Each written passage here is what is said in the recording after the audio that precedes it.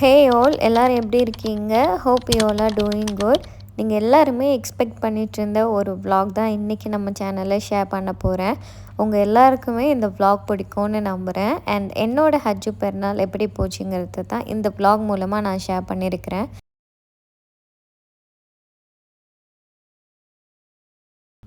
ஹஜ்ஜு பெருநாளுக்கு முன்னாடி நாள் அரஃபா நோன்பு வச்சுருந்தேன் இல்லையா, அதோட இஃப்தார் கிளிப்ஸ் தான் இது எல்லாமே. ஸோ எல்லாருக்கும் அரஃபா நோன்பு கிடைச்சிருக்கும் நம்புகிறேன்.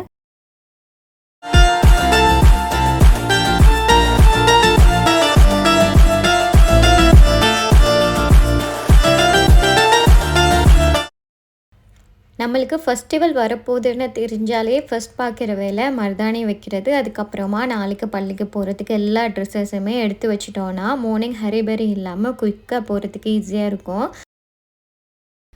இப்போ நீங்கள் பார்த்துட்ருக்கிறது தான் என்னோடய அவுட்ஃபிட். 3 பீஸ் செட் தான் எடுத்திருந்தேன். ரொம்ப கம்ஃபர்டபுளாக இருந்தது. இது கொட்டோனா இருக்கிறதுனால கத்தாரில் அடிக்கிற சம்மருக்கு செம்ம சூட்டாகவும் இருந்தது. அண்ட் எஸ்பெஷலி இது நம்மளோட பொட்டிக்கில் இருந்து எடுத்ததுனால எனக்கு இன்னமும் கொஞ்சம் ஸ்பெஷலாக இருந்தது. ஷாலுமே நல்ல லென்த்தாக நல்ல அகலமாகவும் இருந்தது. ஸோ ஷால் எல்லாமே இந்த மாதிரி பிடிக்குங்கிறவங்க கண்டிப்பாக அதை ட்ரை பண்ணி பார்க்கலாம். அண்ட் இது பார்த்திங்கன்னா நான் ட்ரெஸ்ஸுக்கு மேட்சிங்காக எடுக்கணும்னு எடுக்கல. ஸோ பெல்லரினா ஃப்ளட்ஸ் ஒன்று தான் எடுத்திருந்தேன். இது தியாக்கு எடுத்த ஒரு ஷூ. இந்த வாட்டி அவளுக்கு 2 ஃப்ராக்குலையுமே ஒயிட் மிங்கிளாக இருக்கிறதுனால ஒரு ஷூ எடுத்து 2க்குமே எமர்ஜ் பண்ணிக்கிட்டேன். அண்ட் இந்த ஃப்ராக் பார்த்திங்கன்னா நல்ல ஃபேடாகவே இருக்கும். செஸ்ட்டுக்கு மட்டும் இந்த மாதிரி ஒயிட் பேர்ல் கொடுத்துருந்தாங்க. இடுப்புக்கும் ஒரு பட்டி மாதிரி ஃபுல்லாக ஒயிட் பேர்லில் செஞ்சுருக்காங்க. ஆல்சோ இந்த ஃப்ராக் நல்ல பஃபியாக இருக்குது. அதுக்கப்புறமா இன்னொரு ஃப்ராக் எடுத்திருந்தேன். அது எல்லோ அண்ட் ஒயிட். இதில் செஸ்ட்டுக்கு அண்ட் நெக் சைடுக்கு மட்டும் பேர்ல் ஒர்க் பண்ணிவிட்டு இடுப்புக்கும் ஃப்ளவர்ஸ் வச்சு ஒரு ஒர்க் பண்ணியிருந்தாங்க. 2 ஃப்ராக்குமே தியாக்கு போடும்போது அவ்வளோ அழகாக இருந்தது. நான் ஃபைனலாக ஃபோட்டோ அட்டேச் பண்ணுறேன் பாருங்கள். எனக்கு நான் இந்த மாதிரி தான் ஒரு டிசைன் போட்டுட்டேன். அவ்வளோ பெருசாக நல்லா இல்லைனாலும் ஜஸ்ட் மருதாணி வச்சுருக்கோங்கிற ஃபீலுக்கு மருதாணி வச்சுட்டு கொஞ்சம் நேரத்துலேயே நான் ரிமூவும் பண்ணிட்டேன்.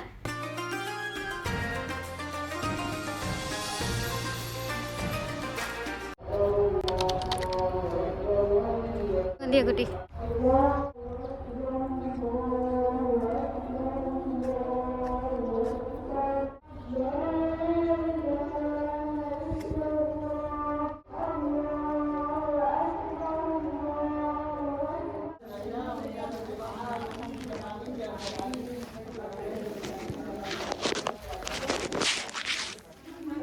Come Dia.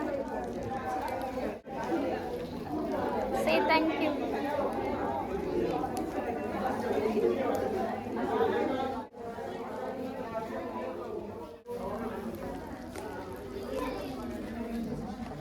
Come. Come, let's go. Come on, guys. அல்ஹம்துலில்லாஹ்னு எங்களோட பெருநாள் தொழுகை முடிஞ்சுது. நீங்களே பார்த்துருப்பீங்க, பள்ளிவாசல்லே கொஞ்சம் கலெக்ஷன் தியாவுக்கு கிடச்சிது. இங்கே அரபிக் கண்ட்ரியில் இந்த மாதிரி கிஃப்ட் கொடுக்குறது இந்த வாட்டி தான் ஃபர்ஸ்ட் டைம் மணி வாங்கியிருக்கா. அண்ட் தியாவுக்கும் கலெக்ஷன் கிடச்சிது. அண்ட் நாங்கள் பள்ளிவாசலுக்கு போகிறதுக்கு முன்னாடியே எனக்கு 200 ரியாலும் தியாவுக்கு 100 ரியாலும் ஹஸ்பண்ட் முன்னாடியே கொடுத்துட்டாங்க. ஊரில் இருக்கும்போதும் இப்படித்தான், இல்லைன்னா அவங்க வெளிநாட்டில் இருந்தாலுமே எங்களுக்கு மணியை ஃபஸ்ட்டே போட்டு விட்டுருவாங்க. அண்ட் தியாவும் வந்ததும் வராததுமா உட்காந்து அவருக்கு கிடைச்ச திங்ஸை பிரிச்சுட்டு இருந்தா. அண்ட் நம்மளுக்கு இப்போ தொழுகையெல்லாம் முடிஞ்சுது. அடுத்து இருக்கிற வேலை குக்கிங் தான். ஸோ வீட்டுக்கும் சில விசிட்டர்ஸ் வரதா சொல்லியிருந்தாங்க. ஸோ நம்ம வந்ததுமே ஃபர்ஸ்ட் ட்ரெஸ் சேஞ்ச் பண்ணிடலாம் அப்படின்னு சொல்லிட்டு இந்த மாதிரி ஒரு டாப்பும் அண்ட் பிளாசாவும் தான் நான் அதுக்கு எடுத்திருந்தேன். இது என்னோட செகண்ட் அவுட்ஃபிட். அண்ட் தியாக்கும் இது அவளோட வீட்டில் போடுறதுக்கான ஒரு ட்ரெஸ். இது எல்லாமே நான் ஸ்ரீலங்காவிலேருந்து ஸ்டிச் பண்ணி எடுத்திருந்தேன். அந்த vlog இன்ஷால்லா ஃப்யூச்சரில் நான் ஷேர் பண்ணுறேன். என்னோட தம்பி அங்கிள்னு சொல்லிட்டு எல்லாரையுமே இன்வைட் பண்ணியிருந்தோம். பட் எல்லாருமே ஒவ்வொரு வேலை வந்ததுனால அவங்களால வர முடியல. என்னோடய ஹஸ்பண்டோட தம்பி மட்டும்தான் வந்திருந்தாங்க. ஸோ அன்னைக்கு லன்ச் எல்லாமே ஒன்றா சேர்ந்து சாப்பிட்டுட்டு கொஞ்சம் நேரம் கதை பேசிட்டு அப்படியே அவங்களும் போயிட்டாங்க. இனி என்ன, தொழுது முடிச்சுட்டு சாப்பிட்டு வந்தாலே அடுத்த வேலை இழுத்து போத்திட்டு தூங்குறது தான். ஸோ எப்போவுமே ஃபெஸ்டிவல்னால் நம்ம தான் குக் பண்ணணும், நம்ம தான் எல்லா வேலையும் பார்க்கணுன்னு இருக்கும். அதனாலேயே ரொம்ப டயர்ட் ஆகிடுவோம். அதுலேயுமே இங்கெல்லாம் பார்த்திங்கன்னா 3:30 3:30 4:30க்கெல்லாம் தொழுவிப்பாங்க. அப்படிங்கிறதுனால நம்ம கொஞ்சம் ஏர்லியாகவே எழும்ப வேண்டியும் இருக்கும். தூங்கி எழும்பின கையோட டெசர்ட்டை கொடுத்துடலாம் அப்படின்னு சொல்லிட்டு தான் எடுத்து வச்சுருந்தேன். ஹஸ்பண்டோட தம்பிக்கும் வந்து டெசர்ட் மார்னிங்கே கொடுத்துட்டேன். அப்போ ஹஸ்பண்ட் வேணா தூங்கி எழுந்து சாப்பிட்டுக்கலாம் அப்படின்னு சொல்லிட்டாங்க. அதனாலேயே ஈவினிங் எழுந்தோடனே டெசர்ட் கேட்டதுனால டெசர்ட் எடுத்து வச்சுட்டு இருந்தேன். அண்ட் பக்கத்தில் இருந்த நெய்பர்ஸுக்கும் சேர்த்து தான் செஞ்சுருந்தேன். அண்ட் அங்கிள் தம்பி எல்லாருமே வருவாங்கன்னு நினச்சிருந்தேன். பட் அவங்க வரல. இருந்தாலும் பரவாயில்ல, டெசர்ட் தானே, ஸோ சாப்பிட்றலான்னு சொல்லிட்டு ஹஸ்பண்டுக்கு எடுத்து வச்சுட்டு இருந்தேன். அண்ட் இன்றைக்கி நான் என்னென்ன செஞ்சுருந்தேன்னா, யூஸ்வலாக எங்கள் வீட்டில் என்னெல்லாம் பண்ணுவாங்களோ அதுதான் பண்ணியிருந்தேன். 2 ஃப்ளேவரில் ஜெல்லி பண்ணியிருந்தேன். அதுக்கப்புறமா வட்லப்பம், கஸ்டர்ட் இவ்வளோ தான் பண்ணியிருந்தேன். அதுக்கப்புறமா ஃப்ரூட்ஸ் வச்சு அப்படியே அதை வந்து கவர் பண்ணியாச்சு.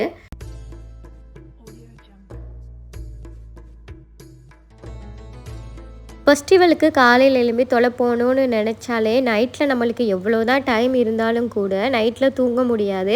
நம்ம காலையில் தொலை போகணும், என்ன ட்ரெஸ் போடலாம், எப்படி தொழலாம், அப்படி இப்படின்னு யோசிச்சுட்டு இருக்கும் போதே காலையில் விடிஞ்சிரும். இப்போல்லாம் பரவாயில்ல, பிஃபோர் வெட்டிங் நாங்கள் நைட்டெல்லாம் தூங்கவே மாட்டோம். ஒன்று குக் பண்ணுவோம், அப்படி இல்லைன்னா எல்லாருமா சேர்ந்து மருதாணி போட்டுட்ருப்போம். பட் இப்போ கொஞ்சம் டைம் கிடைச்சாலுமே தூங்க முடியறதில்ல. குக் பண்ணணும், எல்லா வேலையும் நம்மளே பார்க்கணுன்னு இருக்கும்.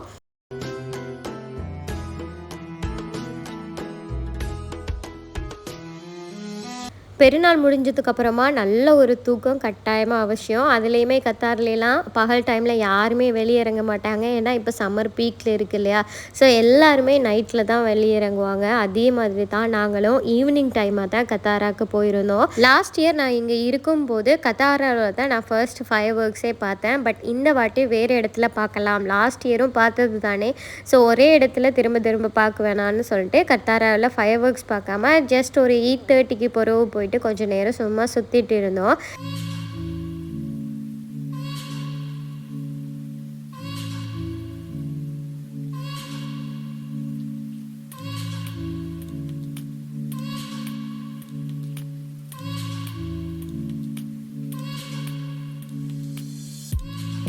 இப்போலாம் தியா எப்போ பார்த்தாலும் எனக்கு கிரிகிற ட்ரெஸ் வேணும்னே கேட்டுட்ருக்கா. பிள்ளைகளெல்லாம் பெருத்தா எனக்கு இந்த ட்ரெஸ் வேணாம், அங்கே குத்துது இங்கே குத்துதுன்னு சொல்லுவாங்கன்னு தான் நான் கேள்விப்பட்டிருக்கேன்.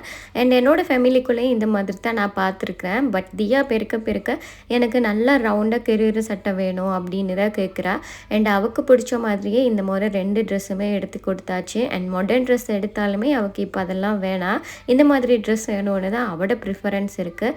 அண்ட் அவள் ஹாப்பின்னா நாங்களும் ஹாப்பி இல்லையா, ஸோ அதனாலேயே இந்த முறை 2 ட்ரெஸ்ஸுமே கிரிகிற சட்டையாகவே எடுத்து கொடுத்தாச்சு. பட் எப்படி பார்த்தாலுமே இந்த சம்மருக்கு இந்த ட்ரெஸ்ஸஸ் எல்லாம் அவ்வளோ சூட்டபிள் கிடையாது. அண்ட் சின்னவங்களோட ஆசைக்காக மட்டும் வேணும்னா ட்ரெஸ் எடுத்து கொடுக்க வேண்டியது தான்.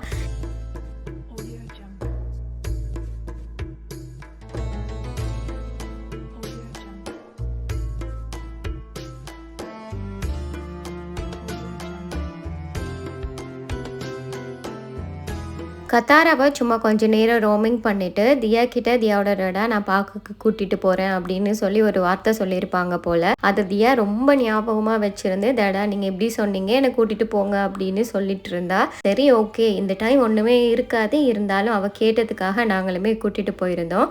கிட்ஸை வச்சுருக்கோன்னா ஏதோ பார்க்க வந்து நம்மளோட விஸ்ட் லிஸ்ட்டில் ஒரு மஸ்ட் லிஸ்ட்டாகவே இருக்கும் போல்.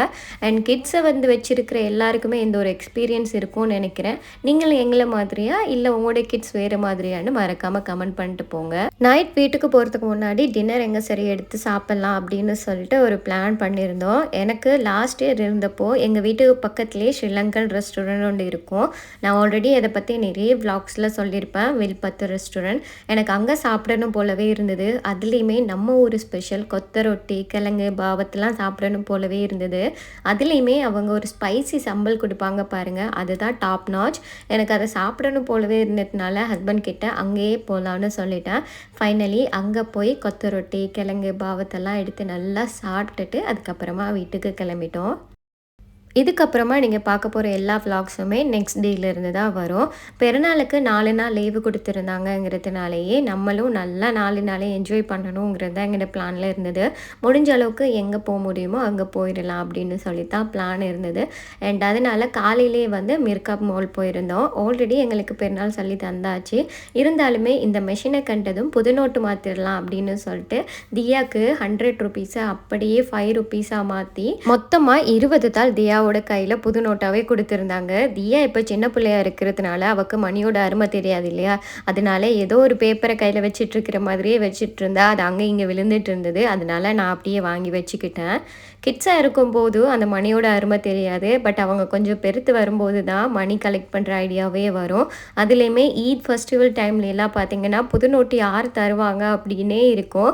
எனக்கும் இந்த மாதிரி எக்ஸ்பீரியன்ஸ் எல்லாம் இருக்குது. யார் புது நோட்டு தந்தாலும் அது நம்ம செலவு பண்ண தான் போகிறோம், இருந்தாலுமே அந்த புது நோட்டை அவ்வளோ அழகாக பாதுகாத்து வச்சுருப்போம்.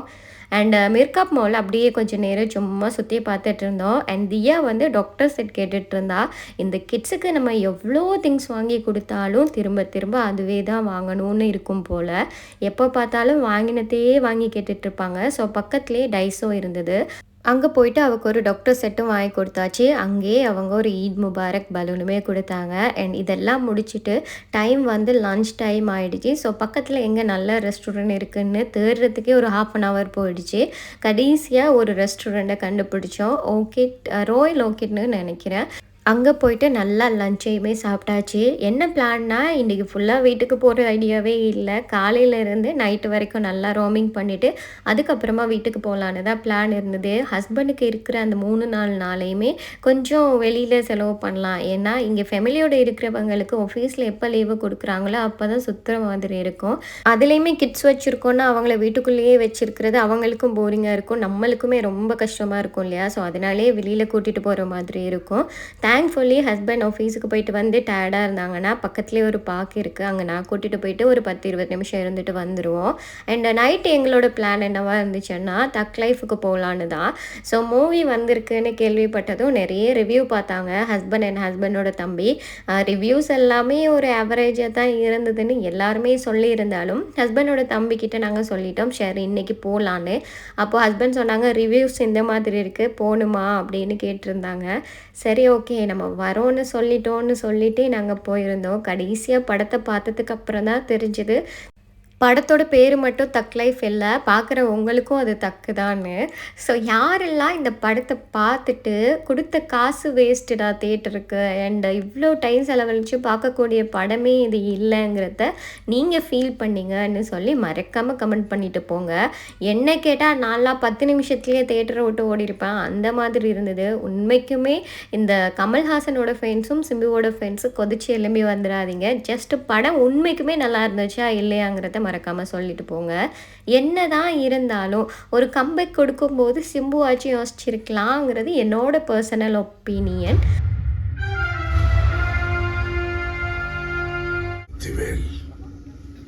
காயல் பட்டக்காரன் பிறக்கும் போதே என் தலையில் எழுதி வச்சுட்டாவ ரங்கராய சக்திவேல் குண்டா தக்கு யாக்குசான். யாக்குசானா ஜப்பான் மொழியில கேங்ஸ்டர்னு சொன்னாவ.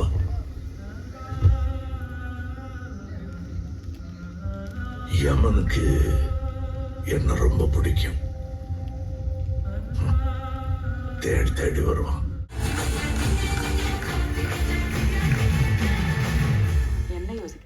படம் பார்க்குறதுக்கு முன்னாடி யோசித்தோம் தியா என்ன பண்ணுவான்னு. பட் படம் பார்க்கும்போது ஃபஸ்ட்டு இன்ட்ரோ சீனில் 2 சின்ன பிள்ளைகள கேரக்டர்ஸ் வரும். அதை ரொம்ப ஒரு உற்சாகமாக பார்த்துட்டு இருந்ததுனாலேயே தியா அதுக்கப்புறமா கரைச்சல் பண்ணல. அண்ட் நான் என்னோட ஹஸ்பண்ட் தியா ஹஸ்பண்டோட தம்பி எல்லோரும் தான் படம் பார்க்க போயிருந்தோம். ஸோ படத்தை முடிச்சு கையோடையே டின்னருக்கு எங்கே போகலான்னு பிளான் பண்ணினோம்.